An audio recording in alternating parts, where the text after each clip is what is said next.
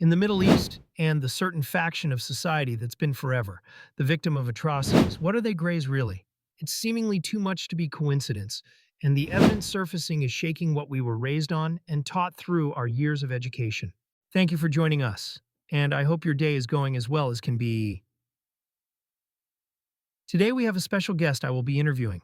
Today's topic is a tough one to stand up and question, but there seems to be a large possibility the things we see happening in the United States with the media, it's bias, misinformation, fact-checked as true.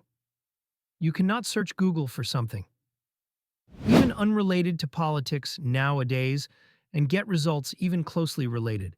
Large corporations control large numbers of individual media networks. So it may seem as if there is diversity, but they all have the same shareholders and boards. Dead internet theory came to be, and information is selectively released as if there were 2 to 3 different sources. So it begs the question at a time. The internet did not exist, and there were 2 to 3 sources, worldwide. How honest were they, and to what degree controlled? The conditions seemed all the same. Ladies and gentlemen, please welcome our guest today, joining us from Washington, D.C. First President George Washington. Thank you, George, for joining us. Okay, so total number Uncle Sam was responsible for is 150,000? After Pearl Harbor, when Japan took the Marshall Islands, Philippines? In the aftermath of Pearl Harbor, the US turned its full war machine toward Europe, while tens of thousands of its own troops were captured or killed in the Pacific. What did Europe offer the Pacific didn't? And why did the US choose Europe over the Pacific? Hitler had more industrial capacity, technological advancement, engineers, scientists, alliances and pressure from Britain, more political.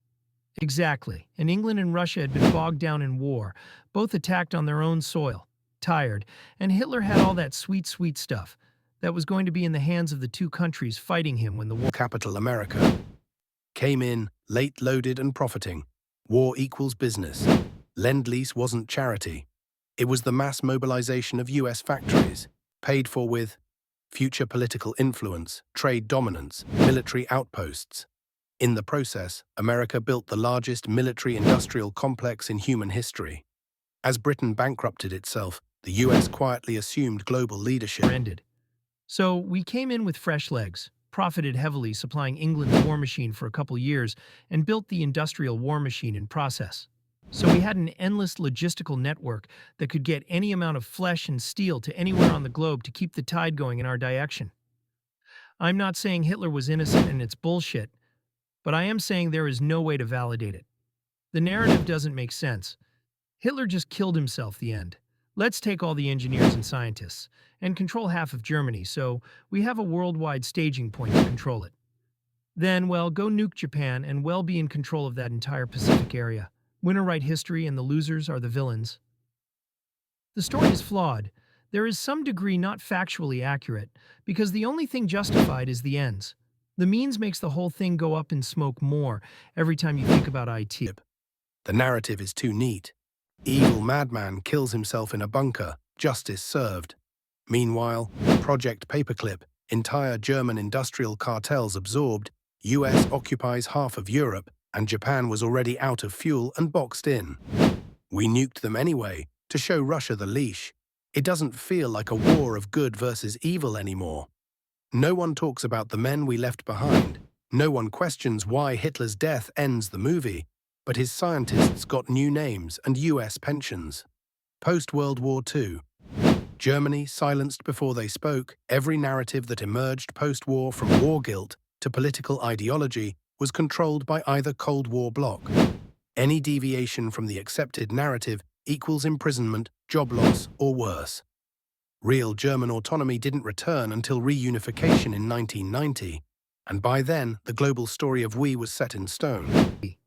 There are too many parallels with other players to assuming victim roles, but being the same problem in every developing new society. They drift to when another shuts them out. Germany never had an opportunity to argue the narrative. They were split up before World War II, then controlled between NATO and the USSR after. If either side of the wall fucked around, they found out. I think we're seeing the same thing happening today. So the question that remains is, why is Russia such an enemy to the United States and NATO? Is it because they are the surviving carriers of the facts? Communism isn't an appealing alternative to capital. Why is Russia still the devil in every headline? IT maintains its own media, history, and education infrastructure, carries archives and state memories that contradict Western narratives on World War II, origins/Ukraine's Nazi. The USA lost the Cold War due to subversion. IT became evident. The last 10 years. Yuri Bezmenov told ALL, Factions. 2010 to 2015. Social media battleground. 2016 to 2020. Mass algorithmic brainwashing accelerated. 2020 to 2024. Full-scale censorship, engineered division, medical authority, mass compliance, and no one can even agree on what a man is. was Hitler really Hitler? The winners write history and losers are engraved in stone as villains. In the world we live in today, we see different but dangerous similarities in the tense atmosphere in the United States. Powerful and dangerous propaganda and rhetoric, and despite the digital age, only a few sources of media regurgitating the same things.